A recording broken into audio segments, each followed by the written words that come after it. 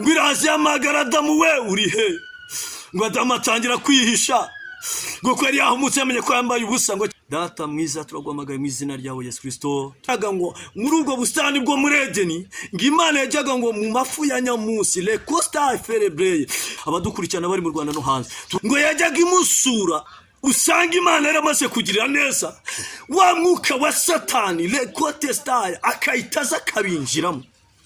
Yobu yavuze neza araba ngo navuye mu nda ya mama nambaye ubusa na kinestar nzasubira mu nda y'isi nacyo nambaye atokina gloria. Arabwira ngo nakumvise numva ngize ubwoba. Yosefu azaza zimbera betintu kwa muka Potifari, nanze kwemera kimwe cy'akabiri cy'igihugu ndabyihorera nemera no kujya muri gereza, nawe azadushinze nawe azagushinze les sensimene glory senemone wa prayer fere best. Abantu umuntu bitagarazaho ngo yarafite ikibazo cy'uko yararwaye, ariko Yesu atuma kwa Marita arabwira ngo ntago ndwara ariyo kukwica ngo nebwo Imana icyubahiro. Ngo umunsi wa mbere washira iminsi irishize ngo arangisha ajyayo, ngo ageze arabwira ngo munyereke ahari, ngo bagiye ngo basanga bamuzingazinze yarananutse arabwira ataranuka. Arangira ababwira ikintu gikomeye, arabwira ati munyereke ahari gusa mukureho urutare ko nimwe mwarushize. Ngo bagikuraho urutare gusa ngo arabwira ngo Lazaro we sohoka. Bivuge ndabasuhuje mu izina rya Yesu Kristo, abagenda badukurikirana impande zose, abari mu Rwanda, abari no mu bihugu by'i Burundi by'abaturanyi na Kongo ni Bugande na Kenya na Tanzania n'ibindi bihugu byose bigenda dukurikirana byo muri Afrika ndetse ni Burayi, imigabane y'Uburayi, Aziya, muri Amerika, za Canada n'ahandi, za Australia n'ahandi hose badukurikirana. Suhuje abagenda badukunda umunsi ku munsi, suhuje Francina mu Buholande ariko akaba ari no mu Rwanda, nawe ndamusuhuje mwifuriza amahoro y'Imana. Ndabizi ko mu Rwanda hamugoye neza, yishimye mu minsi afite inaha. Ndagusuhuje rero kandi musabira umugisha umunsi ku munsi, kandi numva nkubwira ngo Imana mu ijuru kubw'ibyo ugenda unkorera, Imana ijye guha umugisha buri munsi. Ntago nzabura kugusabira umugisha kandi Imana ijye ikomeze ukumpere. Rero ndagushimiye kuko ukomeza kudushyigikira kuri iri vuga butumwa, ukadukurikirana kandi nibyo ushoboka bidukora kuko Imana yakuduhaye. Rero Imana iguha umugisha mwinshi, n'abandi bose turabashimiye abagenda badukurikirana umunsi ku munsi, abo duhereza ibibwiriza bakabyakira kandi bakabasha no kubiha abandi kugira ngo bakore subscribe bibashe kugera no ku bantu benshi, comment batubwira ko bari kumwe natwe. Bose rero turabashimiye impande zose, turabakunda abagenda badukurikirana. Rero tujye kugana ku ijambo ry'Imana, ariko mbere kugira ngo tuvuge byinshi reka tubanze dusengere ijambo ry'Imana. Byari uburyo bwo kubasuhuza kandi bifuriza ngo amahoro y'Imana akomeze abane namwe. Reka rero tubanze tubasengere abazagenda badukurikirana. Data mwiza turagwamagaye mu izina ryawe Yesu Kristo, turagushimiye kubwo iki gitondo cyiza, ndetse abandi wenda bakirabagiraho bwije aho umuntu ukiri bumugerewe hose. Izina ry'Imana rikomeze rishyirwe hejuru kandi ubwiza bw'Imana bukomeze buzenguruke umuntu wese, kandi amahoro y'Imana akomeze aganze umuntu wese wari ugiye kwiyahura, umugaruze ijambo ryawe, wari ugiye kwiheba ndetse wumvaga arwaye byamaze no gukomera byarenze ubuzima bwe, yumve ko hari Imana ishoboye, Imana ibasha gukiza indwara zikomeye. Tukomeje no gusengera umuntu urwaye kanseri, yaba iyo mu nda, yaba inyuma, yaba y'amaguru, yaba y'umutwe, yaba ahantu hose.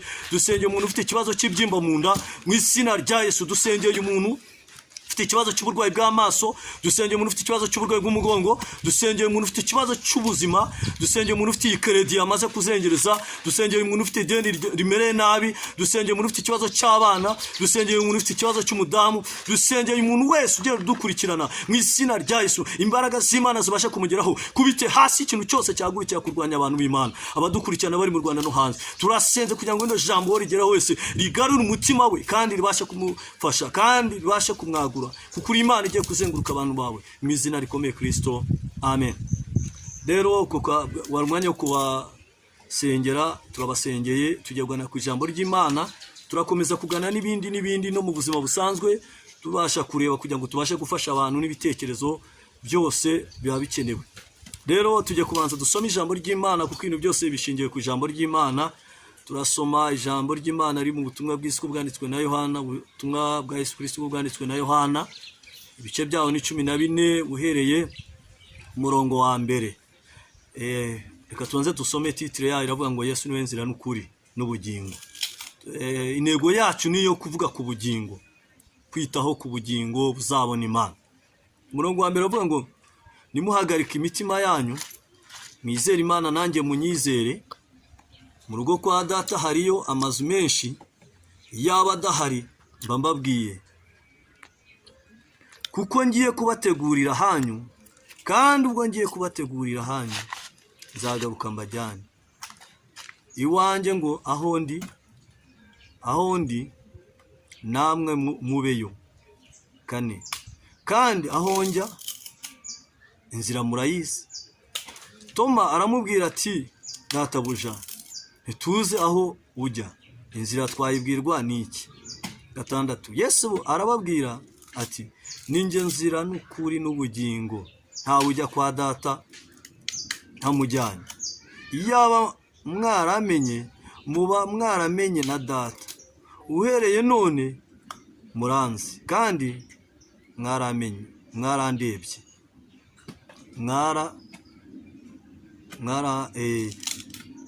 muranzi kandi mwamurebye. Tubabariye, mwamurebye. 8 Filipo aramubwira ati, databuja, twereke data wa twese biraba bihagije. 9 Yesu arabasubiza ati, nabanye namwe iminsi ingana itya, kandi ntiwari wamenya? Filipo umbonye aba abonye data. Ni iki gitumye uvuga uti twereke data? Ni iki gitumye utubwira ngo twereke data? Vuga uti twereke data, data wa twese. 10 twizeye yuko ndi muri data na data akaba ari muri nge. Amagambo mbabwira sinyavuga kubwanjye, ahubwo data uguma muri nge niwe ukora imirimo ye. Murakoze cyane. Iri jambo niryo tugiye gushingiraho, ariko turabanza tuganire ku bintu bitandukanye, kandi turabanza tuganire ku bintu byose bijyanye n'ubuzima bwo mu isi. Tuzi ko umuntu agizwe n'ibintu byinshi, ariko ndavuga ibice bitatu. Ubundi umuntu agizwe n'umubiri, akaba agizwe n'umubiri, umuntu akaba agizwe n'amaraso, umuntu akaba agizwe n'ubugingo. Ibyo ni byo bintu bibasha kuba bigize umuntu. Ariko ndabasha kuvuga ku kintu cyitwa umuntu. Ikizakubwira umuntu nuko Imana yamuhaye ubwenge butandukanye n'izindi nyamaswa. Imana yaduhaye ubwenge butandukanye n'izindi nyamaswa. Iratubwira ubundi Imana iramu umuntu, yaramuremye iravuga ngo reka tureme umuntu ase natwe. Imana irangije ifata ibumba irema uwo bita Adamu, ngo ariko ngo ntiyagira ikintu akora. Irangije ifata umwuka wayo, les sopirs sans sommeil, les andres takwa, ifata umwuka wayo ihumekeramo umuntu, le labinistaya, uwo muntu aba umuntu muzima. Bivuga ngo uwo muntu yongera kuba umuntu atakidegeye. Bivuga ngo iki kibiri ni ikibumbano Imana yaremye, les sifodre. Irangije maze kukibumba, ngo uwo muntu niyabasha kuguja, kandi yaremye amatwi, irema amaso, irema ibintu byose, ariko ngira amanuka ubwayo, tekele vore. Irangije ifata amaso, nenopifa, ifata amatwi, dekile go, ifata umunwa, ifata amazuru, ihumekeramo umuntu, lesimogre. Uwo muntu agira ishusho. Arangije uwo muntu aba muzima, kuko le lastiko pe ya Mungu aya. Irangije maze kumurema, atonistaya, irangije imushyira ahantu bita muri Edeni, etokile gwa. Irangije Imana ngo igirana ubusabane n'icyitwa umuntu, elesiko de gloire. Imaze kugirana ubusabane n'umuntu, ngimuya kure ibintu byose muhakubitegeka, gutegeka inyamaswa, gutegeka ibiraho. Ngo icyo yakoraga ngo muri ubwo busitani bwo muri Edeni, ngo Imana yajyaga ngo mu mafu ya nyamusi, le costa ferebreye, ngo yajyaga imusura, atokina gloria, yamara kumusura bakagirana ubusabane, akabasha kuganira, lesi podre, akabasha kuganira n'Imana. Ngo amara igihe kinini, ngo ariko yamara kugenda ngo yagaruka gasanga arigunze. Ngirangije iramude nosta, iravuga ngo namaze kumenya ikibazo ufite. Ngiramusinzuriza, ngimaze kumusinziriza ngimukuramo urubavu tonestaya ngimukuramo urubavu ngimukuramo Eva ngimaze kumukuramo Eva ngo Eva ngo arangije uwo Eva imaze kumukuramo ngo ahino ngaho ngo yamaze kwicurira ngo yamusinjirije ubuticura ngimukuramo urubavu ngimukuramo umuntu bita Eva umudamu we ngo arangije ahindukiye ngo aramureba ngaravuga ngo akanakara kamumara yawe nakagufwa ko magufwa yawe azitwa umugore kuko l'essentiel gloire yavanywe hehe mu mugabo iravuga ngo wa mugore we ikintu gusabye ni kimwe gusa nuko uzakunda de nosta uzagandukira umugabo wawe ukamugandukira muri byose ukamugandukira nawe wa mugabo we icyo ngusabye nuko uzakunda umugore wawe ukamukunda nawe akakugandukira akakubaha nawe ukamugandukira igihe kigeze rero Imana igirana ibiganiro nawe imara igihe kinini ibasha kuganira nabo bombi ngo noneho ngo Adamu yarapte kundi yajyaga ajya akajya agenda akajya kuragira akaragira inka ngo igihe cyagera azagasanga umugabo umudamu we yamwiteguye muri uko kumwitegura si bonestaya kriya eromoa ngo yamwitegura bagirana igihe kinini ngo noneho ngo Imana ngo mu ijuru hari habaye ikibazo kirembwa ry'umuntu Satani yarabizi ngo muri uko kurema umuntu ngo niyo havutangiye kuva ikibazo cy'umuntu bitaga Satani cyoge ntabwo yitwaga Satani yari rushoferi yari marayika wo mu ijuru yari wa marayika wa mbere w'Imana yari wa kabiri ku Mana yari afite amajwi 12 yaririmbaga le bonesta amajwi 12 yajyaga yaririmba kanezeza Imana ngo ariko ngo Satani ngo azango kwishyira hejuru senemini fobrel ndagira ngo mbwira abantu Imana yahaye akazi ketonde le abinewa hari Imana igwa akazi ikakwicaza muri biro ugatangira ukabona uri mugari ugatangira ukabona uri munini ugatangira ukabona urahambaye ugatangira ukabona ufite icyubahiro ugatangira ukabona uragutse hari Imana iguha inzu nziza yamara kuguha inzu nziza ukabona urakomeye ukabona rwose ukabona handi bari mu tuzu tw'ubururi ukavuga ati ni ngewe uzimana ni ngewe ukomeye umuntu yanamusuza merutse kugera ku muntu w'umuyobozi barabayobozi babiri ariko hari uwo dusengana maze kumugeraho agiye gusuhuza agiye nako agiye kumusuhuza njya kumusuhuza gutya mu ntoki yanga gufata intoki zanjye hari abantu usanga Imana yaramaze kugirira neza wa mwuka wa Satani le contestar akayitaza kabinjiramo yamara kubinjiramo amaze kubageramo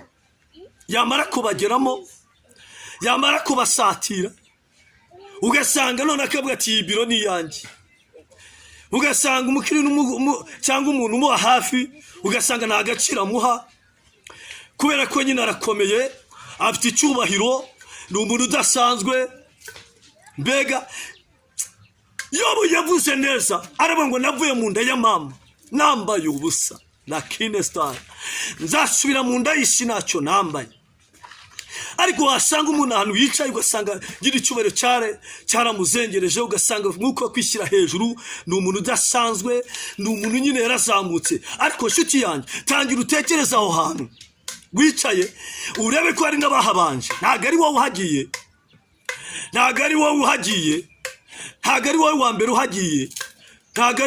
uhagiye wumve ko ari wowe wa mbere uhagiye hari abahabanje nshuti yanjye ariko ugatangira umwuka wo kwishyira hejuru ukumva urakomeye ukumva ufite icyubahiro ukumva nyine hari abantu bakubanjirije aho icyubahiro ufite icyo wambaye kose uko bakuzamuye kose hari uwo mwenda wambaye hari abawambaye l'elastique ya moa cyo cyubahiro ufite hari abakibanje ariko wabona uyicaye Satani akahita guteza umwuka wo kwishyira hejuru nukuvuga ngo Satani nta cyaha yakoze nigeze asambana nshuti yanjye nje mbabwira ntago Satani yigeze anywa inzoga ngo ajye nagwa akora urugomo n'iki ikintu gishobora kuba cyaramuteranyije n'Imana. Yumvishe ko akomeye, yumva niwe ukomeye mu gihugu cyo mu ijuru, yumva niwe Imana igisha inama, yumva niwe mbega numva natabikora nta wundi muntu uzabikora. Hari igihe umuntu ushaka gusanga ayoboye korari, gasanga ni umuyobozi wa korari, avuga ngo njye nari muri korari.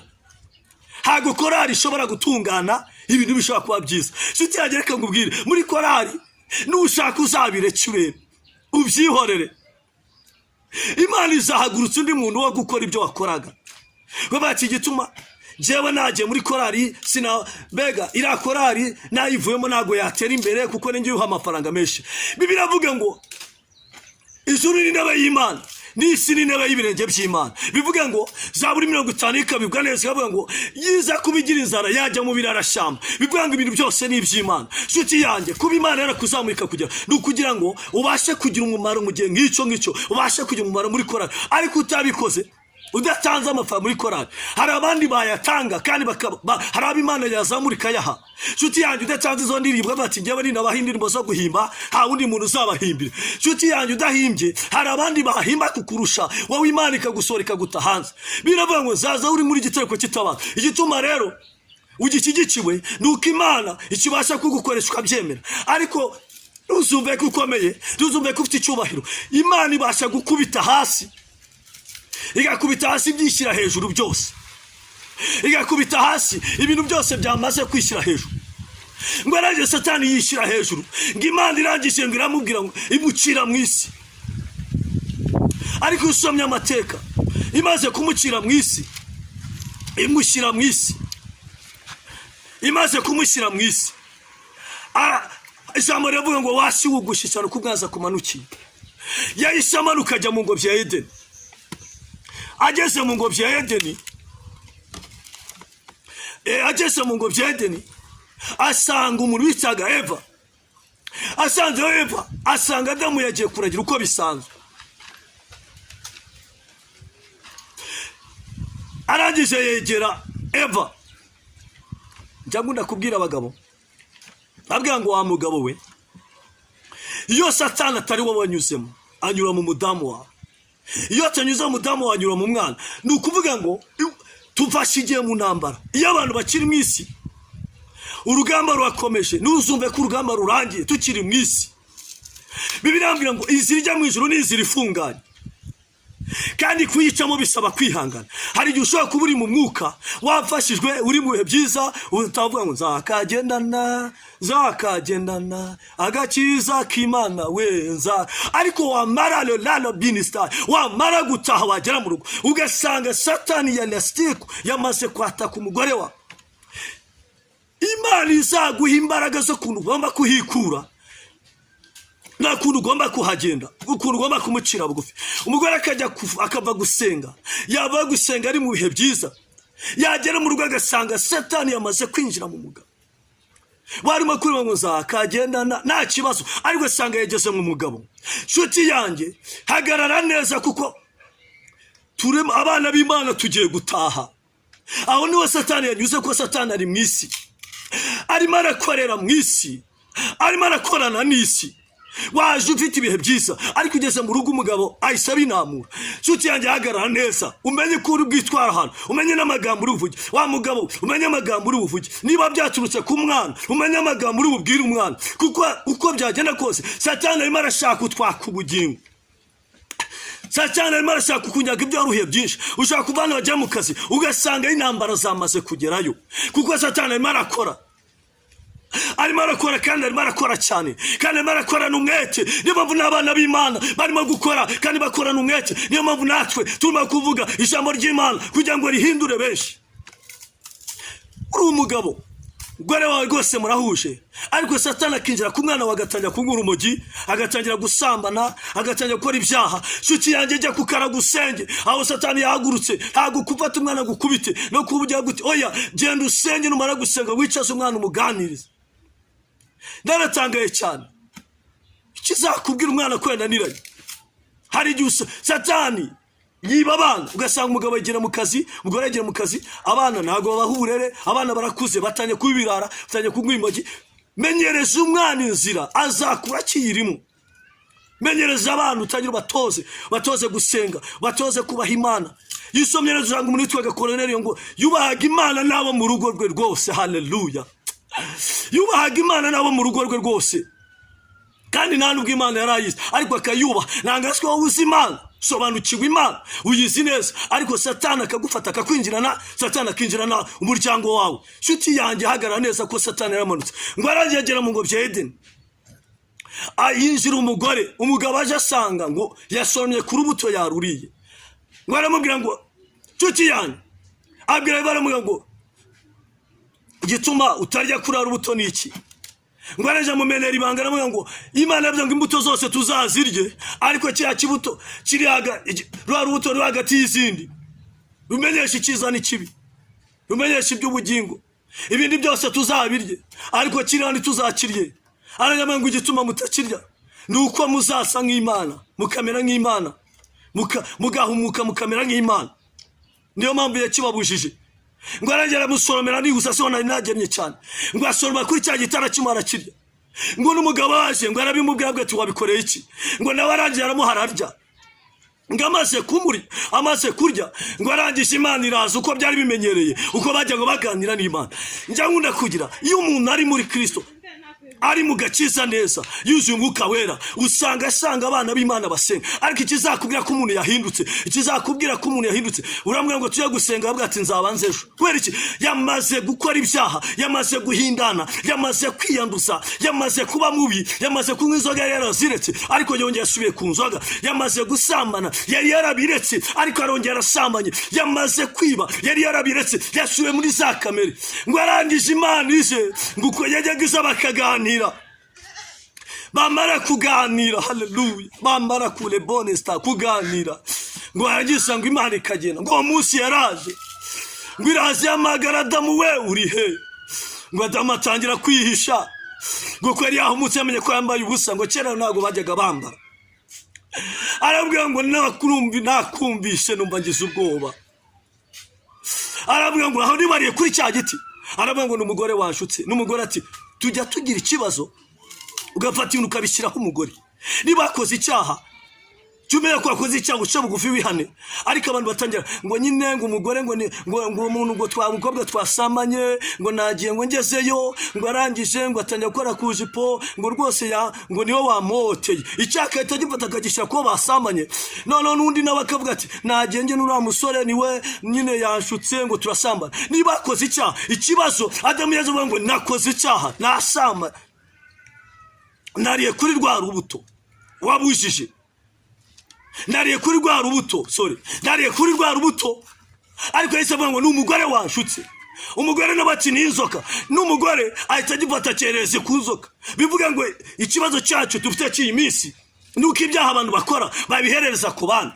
Avuga ngo ni runaka wanshutse, ugasanga wavuze ngo nge n'icyo wakoze icyaha, none akavuga ati Mana mbabara cyane nakoze. Ahubwo aravuga ngo ngo buryo ngo urabyumva ngo ni intege nkeya, ngo nuko ndi umupfakazi.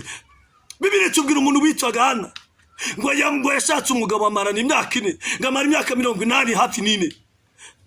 Uwo ngo azagushinza umupfakazi ngo ni umubiri we, ni umubiri ngo urabyumva ngo umugabo wanjye yapfuye kera, ngo niyo mpamvu nasambanye, ngo niyo mpamvu nakoze. Oya, anazaza gushinze ngo urabyumva ngo igituma nasambanye ngo nuko nyiri umusore. Yosefu azaza zimbera bati kwambuka Potifari, nanze kwemera kimwe cya kabiri cy'igihugu, ndabyihorera nemera no kujya muri gereza. Nawe azagushinza. Bivuga ngo nta rubanza imbere y'Imana. Igihe cyose tuzaba tugeze imbere y'Imana nta rubanza ruzaba. Twari turi ku ijambo rivuga, twari ku ijambo hano 14 muri Yohana, tumabwiza bwa Yohana, bavuga ngo nimuhagarike imitima yanyu, mwizere Imana nanjye munyizere. Mu rugo kwa data hariya, haleluya, hariya amazu menshi. Iyo abadahari mbababwira nzagaruka kubajyana kugira ngo nanjye aho namwe ariho. Bivuge ngo ikibazo ubuzima turi muri nosi burigena bukura abantu. Reka bana mbabwire, uyu mubiri twari twatangiye kuvuga ngo ni igitaka abantu bapfuyemo. Ni nacyo Satani yaje gushuka umuntu, yashukaga umuntu w'imbere, kuko Imana imaze gusinziriza yamukuyemo Eva. ava mu rubavu rw'umugabo. Umugabo nawe Imana imuhumekeramo umwuka wayo, uwo muntu aba umuntu muzima. Bivuga ngo Satani rero aza gushuka umuntu w'imbere, ntago Satani ajya ashuka umuntu w'inyuma. Ndagira ngo ikintu cyumve nshuti yanjye, ntago Satani ashuka umuntu w'inyuma, ashuka umuntu w'imbere. Twavuze ngo umuntu agizwe n'uyu mubiri, iki ni housing umuntu abasha kubamo, iki housing umuntu akakibamo. Nano mu isi tubona ko abantu bafite amazu, iki ni housing abantu umuntu w'imbere abamo. Ariko umuntu w'imbere niwe Satani ashuka, niwe ashaka kugira ngo azabashe kwinjira mu rubanza. Niyo navuze ngo anazaza gushinza wa mupfakazi we, kandi Joseph azagushinja wa rubyiruko we, ugenda ugasama ugakora ibyaha ukavuga ati n'umubiri wanjye nuko narashaka, nimba n'umugabo nzabireka, n'umusore akavuga ati nimba n'umugore nzabireka, niyo mpamvu dusambana, Imana izambabara.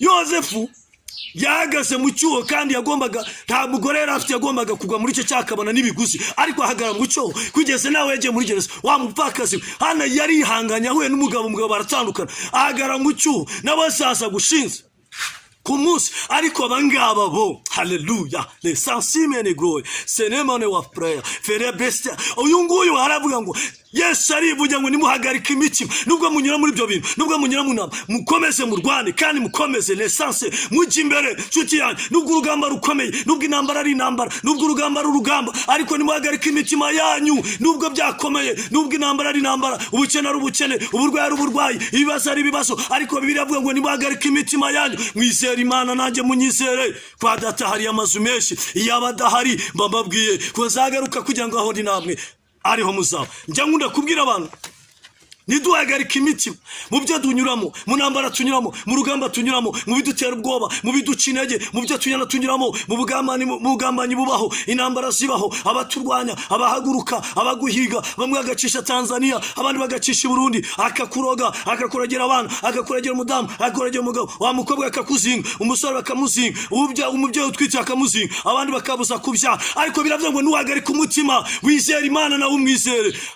Nshuti yanjye, elebiniwa, nugira ubwoba, wizere Imana na Yesu umwizere, kuko kwa Data hari amazu menshi. Iyaba adahari bababwiye ko azagaruka kubajyana, azagusanga muri ubuzima bw'uko wihanganye. Nshuti yanjye, uzahemberwa kuko wihanganye, kuko wirinze, kuko warwanye, kuko warwanye intambara nziza. Pawulo yaravuze ngo narwanye intambara nziza, narinze ibyo kwizera. Haleluya. Ikimana gushaka wa mukobwa, irindi ibyo kwizera, urwana intambara nziza yo guhamya mu bukumi bwawe, yo guhamya mu busore bwawe. Imana ifite gahunda yo kukugira neza. Imana izakubakira urugo, Imana izaguha abana, Imana izaguha umuryango, Imana izaguha umugabo. Wa musore we, Imana izakubakira urugo. Wa mugabo we, wihangane nubwo uhura n'ibikomere, ariko Imana izakore urugo rwawe, izarwubaka kugira ngo uzajye kwibera kwa Data. Wa mubyeyi we, nawe Imana izubaka urugo rwawe, abana babona banani, ubasengera, Imana izabahindura, ibagire ibagire bazima. Wa mugabo we, urwaye uburwayi bwamaze, dore bakuroza ibintu, wahindutse ikiremba, byakomeye, wabuze inzira, umugore wawe arimo muratongana, Imana irambwiye ngo igiye kugukiza. Helebini wa, ukimara kureba, Imana igiye kugukiza. Wa mugabo we, urwaye kanseri, Imana igiye kugukuraho kanseri, dore imiryango yakuvuyeho, inshuti zikuvaho, abantu bakuvaho. Ijambo rivuga ngo nuhagarike umutima. Inshuti yanjye, ngo wizere Imana na Yesu umwizere. Inshuti yanjye, wihagarike umutima kubw'uburwayi bwakugezeho, kubw'intambara zakugezeho, kubw'urugamba rwaje, kubw'ibintu byakomeye. Nuhagarika umutima, wizere Imana nawe umwizere. Kwa Data hari amazu menshi, iyaba adahari bakubwiye ngo ariko azagaruka kujyana. Nshuti yanjye, Yesu azagaruka kujyana, azaza kujyana ngo aho uri nawe ari huba. Reka dusome mu Migani 21, Migani 21, usome Migani 21. Nshuti yanjye, ntugire ubwoba, ntugire ubwoba bwinshi.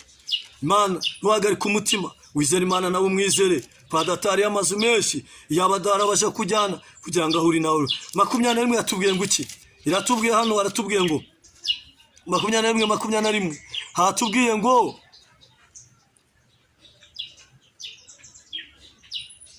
ukurikiza gukiranuka n'imbabazi niwe uzabona ubugingo no gukiranuka n'icyubahiro. Haleluya. Ukurikiza gukiranuka n'imbabazi niwe uzabona ubugingo no gukiranuka n'icyubahiro. Icyambere, ukurikiza gukiranuka, uwo wa mbere, n'imbabazi niwe uzabona ubugingo no gukiranuka n'icyubahiro. Haleluya. Ukurikiza akagendana n'Imana lesansone grey, agakurikiza gukiranuka, Imana izamuhemba ubugingo. Kandi muri buno buzima bwo mwisi ni monestar izamuha n'icyubahiro. Nshuti yanjye, Imana yiteguye kuguha icyubahiro, Imana yiteguye kugukiza. Ntuhagarike umutima, wizera Imana yuko Imana ishoboye kugukura muri ibyo bitaro. Wa mubyeyi we, dore bagiye kukubaga ndetse ibibyimba biri mu nda, ariko aka kanya ukimara kuva mu butumwa, Imana ije kugukura ibibyimba mu nda. Inesigro, ufite ikibazo cyo mu mutwe, erebinifwa, warwaye uburwayi bw'umutwe, ariko Imana ije gukiza uburwayi bw'umutwe. Mwaganga baravuga ngo nuko bimeze, ariko Imana nayo igiye kwanzura yuko iguhaye ubuzima, kukura ikibyimba cyo mu bwonko. Imana igiye kugigukiza, ikukamya amazi ari mu mutwe. Imana ibasha gukiza, igukiza umugongo waroswe n'abadayimoni, ibyo watambutse, ibyo wagiye. Ntugire ubwoba, ntuhagarike umutima, wizera Imana. Haleluya, wizera Imana, wizera Imana. Nukurikiza gukiranuka, icyambere Imana izaguha ubugingo kandi izaguha icyubahiro. Tukiri muri ubuzima, bishobora kuba abantu barakuvuyeho, bishobora kuba imiryango yarakuvuyeho, bishobora kuba inshuti zarakuvuyeho, kubw'uburwayi ufite, kubw'intambara zikuri, kubw'ubukene, kubw'akarenge, kubw'wajya guteza cyane, abantu bakakuva, abandi bakakuongorera, bari mu rwongoro, bari barakuvuga. Ariko iki nicyo gihe kigeze cyo kugira ngo Imana igutabare, Imana ikuzengure. Dushoje tuvuga ngo ntugire ubwoba, wizera Imana kandi Yesu mwizere. Padatariyama, tuvuye muri ubu buzima tuzaba mu gihugu cy'iwacu, tuvuye muri ubu buzima tuzaba iwacu. Ariko tukiri mu buzima, Imana izagutuza, Imana izaguha inzu hano muri ubu buzima bwo mwisi. Imana izaguha inzu yawe, Imana izakubakira urugo, Imana izaguha abana, Imana izagukiza uburwayi bukomeye, Imana izagukura akagambane, Imana izakura intambara. Nta n'uzaguhagurutsa ahantu wicaye, ku ntebe wicaye nawe uzayiguhagurutsaho. Nukurikiza ugakurikiza bino bintu, agendana n'Imana. Hano mu migani ya Salomo batubwiye 21:21, uko batubwiye ukabikurikiza, hatubwiye ngo ukurikiza gukiranuka n'imbabazi. Abantu Imana yagushize, ikigusaba ni imbabazi, kwagira imbabazi nyinshi, kwagira kubabarira, kwagira guca bugufi. Icyambere, haleluya, icyambere izakora ukagira izo mbabazi, imbabazi nyinshi zikaba muri wowe. Ukurikiza gukiranuka n'imbabazi, niwe nawe azabona ubugingo no gukiranuka n'icyubahiro. Ukiranuka ni nawe uzabona icyubahiro. Imana izaguha icyubahiro ukiri muri ubu buzima, Imana izakuzamura ukiri muri ubu buzima. Nshuti yanjye, reka ngubwire, ndagira ngo uhinduke mu bintu byose wari urimo, kuko Yesu araje. Nta kizabuza Yesu kuza. Hano yavuze ngo nzagaruka mbajyane kugira ngo aho ndi namwe muhabe, mube mu mazu yanyu. Njya ngunda kubwira abantu, nkabwira ati nubana gutya, imbabazi uzigira mu kazi, ukagira imbabazi mu kazi, inzu yawe irimo kubakwa mu ijuru. Izi mbabazi uzigira, uko kwitanga, uko gufasha abapfakazi, uko gufasha imfubyi, uko kujya mu bakene. Imana imirubaka inzu yawe, Imana imiraguha imirimo myiza. Ibi byose ugenda ukora nibyo bizakuzamura, kurenganura abandi, gukiranura abandi, kwitanga, kubabarira, gukora ibyo wagakoze mu nshingano zawe. Kuko aho wicaye hari benshi bayicaye, umwenda wambaye hari benshi bambaye, inzu urimo hari benshi batunze iruti yawe ariko ntibakiriho. Ariko ibagarire, itunganyiriza aho uzaba. Haya yatubwiye ngo ubukira ni icyubahiro biri ku Mana. Imana nitanga ubukire, nitanga icyubahiro. Bivuze ngo rero kumva ngo ufite ubukire, ugatangira ukarenganya abandi, ugatangira ukumva n'ibyawe, ntabwo ari ibyawe, izabikwaka ibiha abana. Nshuti yanjye, turimo gusoza kugira ngo tugusengere. Ndagira ngo ibi bintu bikurikirane ubyumve neza. Iyi nzu irimo kubakwa, avuga ngo nzagaruka mbajyane, ni uburyo bw'inzu turimo kubaka mu isi. Iyo urimo gutanga, ugatanga amabati yawe umukene, izaba birimo kubakwa. Iyo urimo gufasha umuntu ukamukura ku gafuka k'umuceri, uba uri kwitanga ugafata imyenda ukamwambika, wa muntu akagusanga umubiri ukarangiza ikibazo cye, undi akagusanga mu kazi kurimo kose ukamufasha. Ibyo ugenda ukora n'inzu yawe urimo kubaka, none kizaguhema ngo azagaruka kujyana. Ariko tukiri umuntu muri ubu buzima ngo azaguhema ubugingo kandi azaguha n'icyubahiro, kubera ko uzaba wakiranutse muri bike, ugakenuka no muri byinshi. Azaguha icyubahiro, azaguha ubugingo. Urakoze rero, komeza wirinde badatari amazu menshi yabadara bakubwiye, ariko azagaruka kujyana.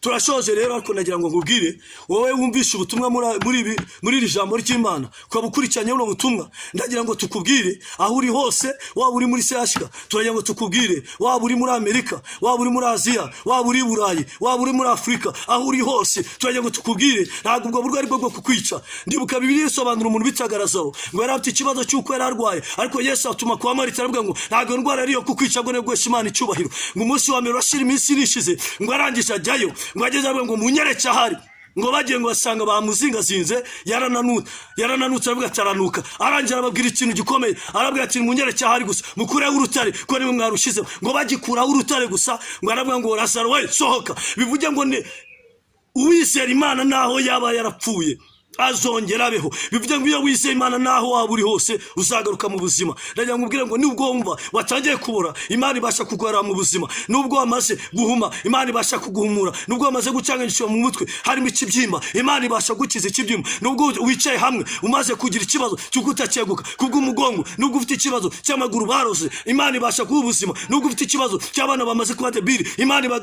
ishobora kubagarura ubwenge bakagaruka bose bavuye mu ishuri bose, ariko Imana ibasha kubagarura mu buzima, ikongera ikabagora mu buzima. Imana igiye kubagara mu buzima. Ndagira ngo wiyubakire, ndagira ngo wiyubakire aho uzaba. Twebwe abana b'Imana, ikibazo suko uhura n'icyo kibazo, ahubwo kugira ngo Imana ikwigishirize muri icyo gihe, muri ibyo bintu urimo,